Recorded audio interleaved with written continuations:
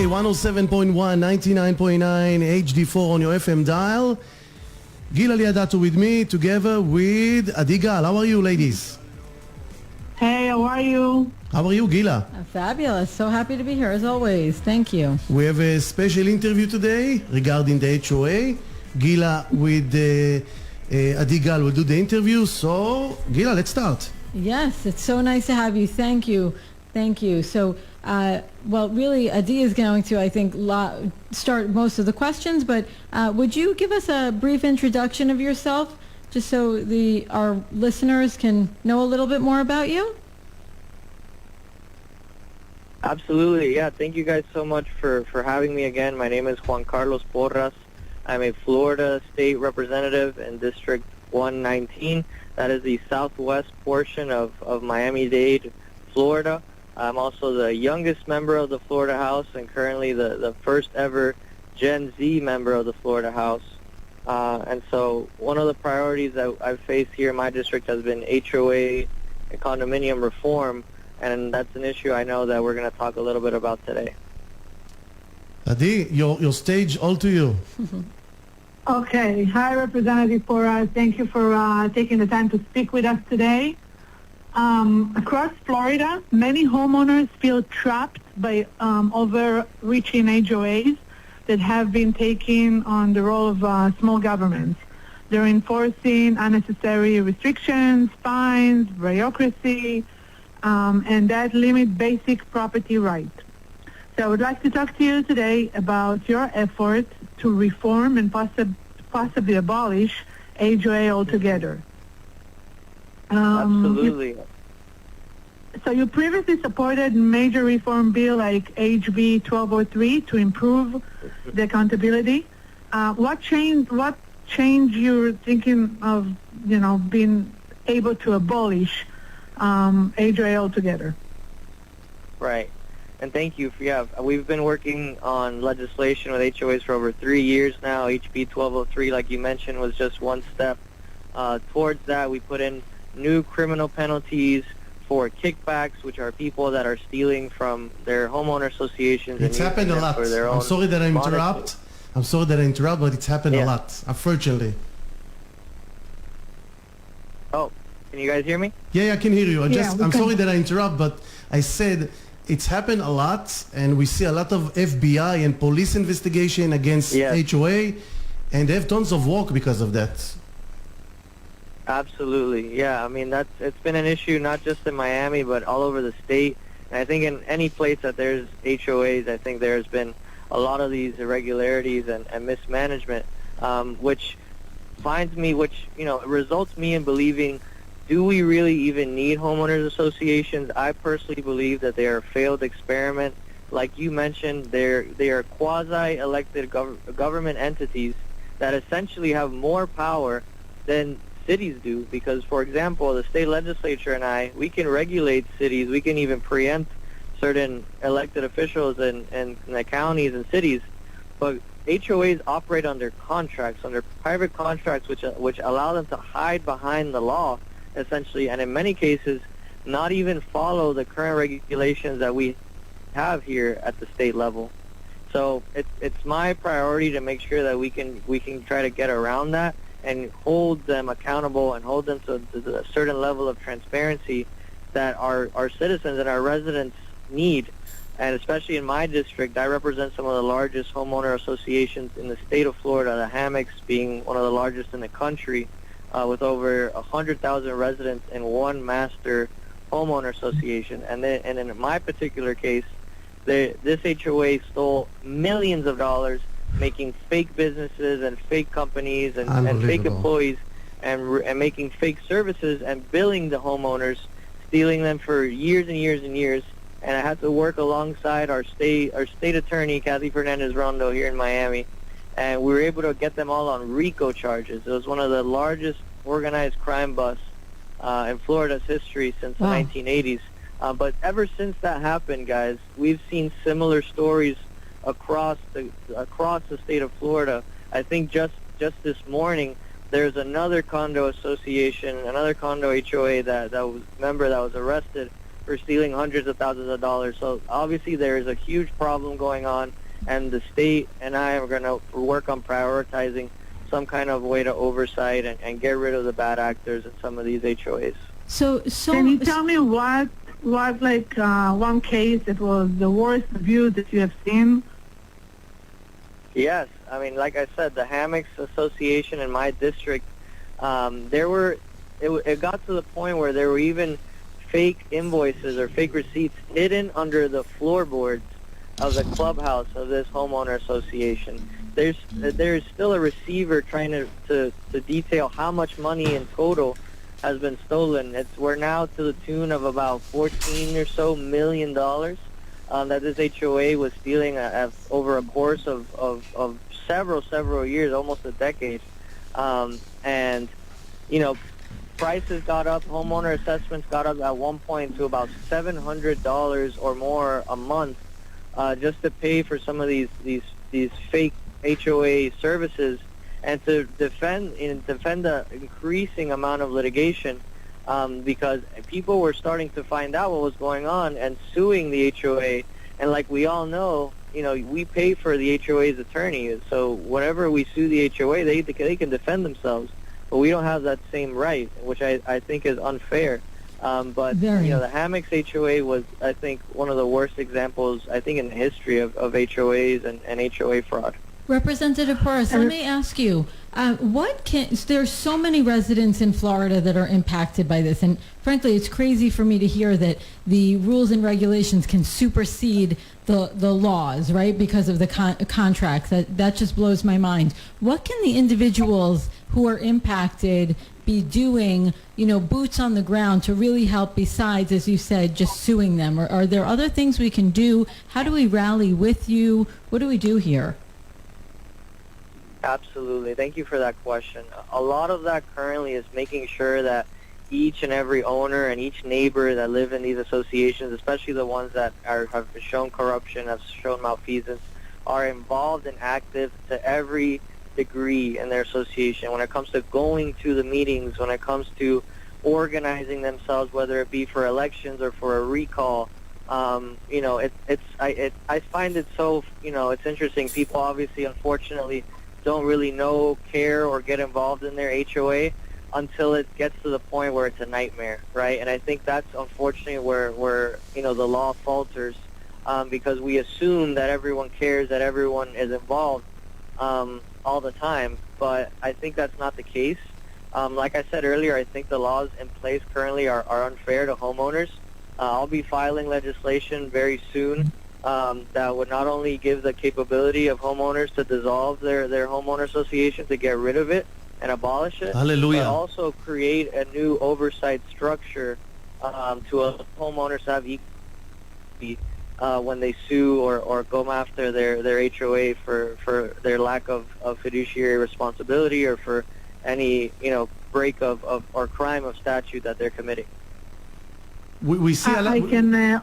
Okay, Adi, 1 second. I want to say something. If you go Google HOA investigation on Google, you can see a lot of investigation that FBI make and the city, the police.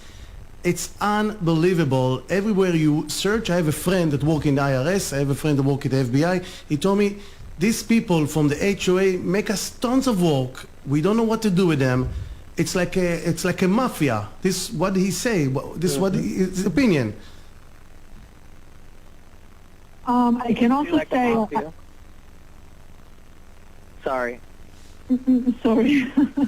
I have a CAM license, and I know that if anybody has an issue with the condo association, they can contact the state of Florida, the state attorney, and they can get some help. But with homeowner association, there is no body to govern the HOA. You can't complain to anybody. You have to hire private attorney. It costs a lot of money to fight those associations, and they're not sure how, you know, what are their basic rights. So that's a big, huge problem that I've seen as a realtor and a CAM license.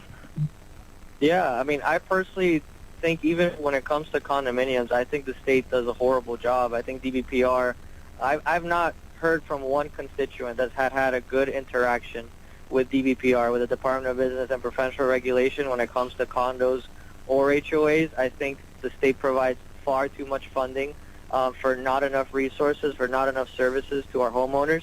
So I would want to try to see if we can use that funding in a more appropriate avenue to make sure that homeowners not just are aware of what's going on in their HOA, but give them the ability to have their day in court, or the ability to have somebody hear their issues, and not just have a state agency tell them that they can't help or they don't have jurisdiction. I think that's insufficient. I think that's unfair. I think, honestly, for too long, the state has prioritized HOAs over homeowners, but, not for long. But thankfully, I think I can say that under my tenure, and for as long as I'll be here in the legislature, I'm going to continue to champion homeowner association relief and obviously reform to make sure that we get the right laws in place. And hopefully by the end of this week or by next week, we can have some legislation that I'll have filed for everyone to see. I just want to say, we have full support from the Israeli Jewish radio station.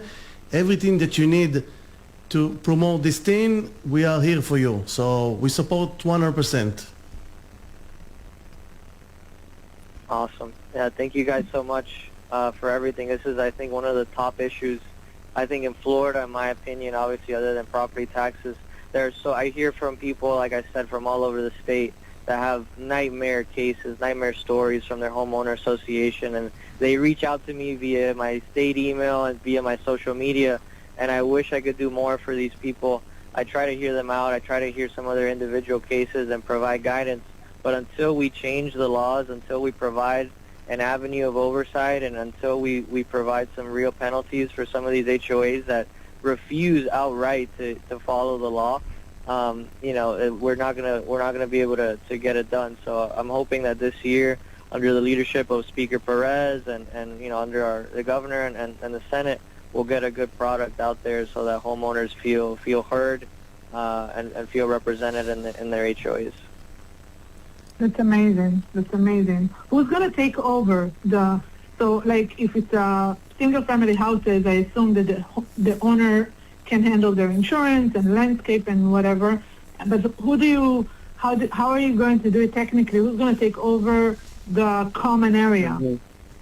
That's one of the top questions that I hear from everyone who asks me, what would I do if I got rid of all HOAs? So essentially, because of the contract clause, obviously, the state cannot dissolve HOAs outright. But what I can do is I can put into guidelines a way for homeowners to dissolve their HOA themselves. And through that, and through a plan for dissolving, we have to ensure that these common elements still have a place to go, whether that is being rolled back into the city or the municipality or the county, or through a special taxing district, which in many cases, for example, I live here in Miami-Dade County in one of the few areas that does not have an HOA.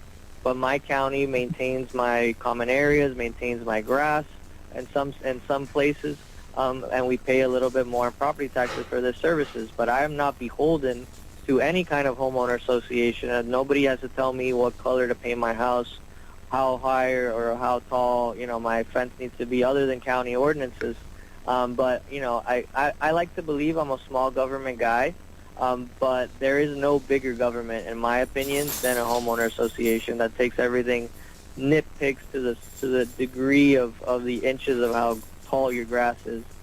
So if that means, dissolving that and going back either to the county or the city for some of these services, or even creating a private club, as long as it is a voluntary organization that people are willing to pay for this common element, whether it be a gym or pool or what have you, there are options. There are ways to maintain them. That is not these overwhelmingly bureaucratic and undemocratic homeowner associations. Amazing. Wow. Have you seen any instances of other states where they have managed successly a rollback like this?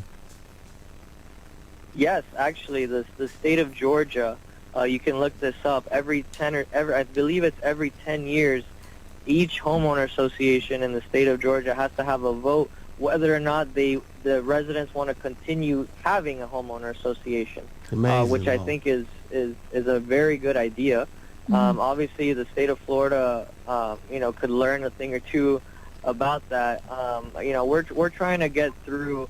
I think the main issue we're trying to get past the legal issue with what we call Kaufman language, which is what I mentioned earlier, that these HOA attorneys are essentially arguing in court that their bylaws supersede state law because of the United States contract clause in the Constitution. Obviously, I think that's an asinine argument, like I said earlier. State statute is the one that created HOAs. State statute is the one that manages Chapter 720. So to say that their personal bylaw supersedes state law, I think is incredibly stupid. But we have to work our way around that. I have some innovative ways I think we can try to do that. I don't want to reveal all the details yet, just so any attorneys are listening. But we're gonna make sure that that's fixed, and we're gonna make sure that our homeowners are represented, because if homeowners and an HOA elect me and elect our state officials to make the laws regulating these HOAs, they need to listen and they need to respect the law of the state of Florida.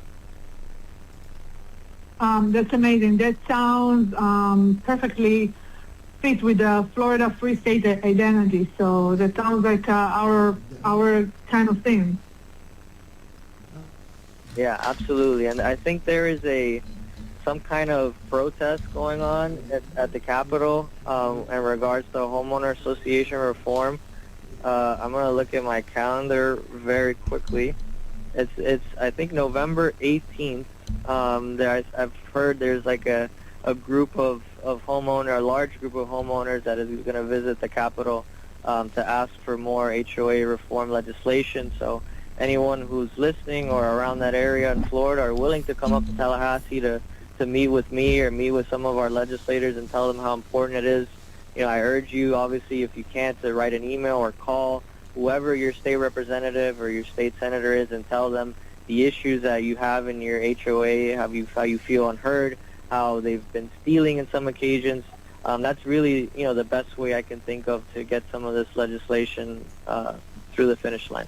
Amazing, amazing. So I would actually say, as Nissan said, we are behind you 100% and would love to support. So we should maybe offline speak, get a little more information about what we can pass along to our listeners to help them get behind this, attend, do these kind of things. And in the meantime, we really want to thank you so much for your time. Really appreciate you being here with us. Really appreciate your efforts in supporting and doing what you are for the residents of the state, the county, and we really appreciate it, and would love, like I said, to speak offline so that we can help raise awareness about all of these different actions that our listeners can take and spread the word. We're actually starting campaign through the radio that run every hours, that we need to shut down the HOA, and that's it. Absolutely. No, thank you guys again for your time and for spreading the good word. I hope to connect again after we get this legislation officially filed, so we can talk about some further details, and I'll make sure that my staff and my team here make sure to connect with you guys and continue to see what we can do to advance the legislation and make sure we continue to provide awareness for our homeowners that are struggling with their HOA. But thank you guys so much. God bless you guys. And thank you so much. And thank you for Adi Gal. She's a real estate specialized. And thank you, Adi. You're welcome. Thank you so much for having me. Bye. Bye-bye. Thank you.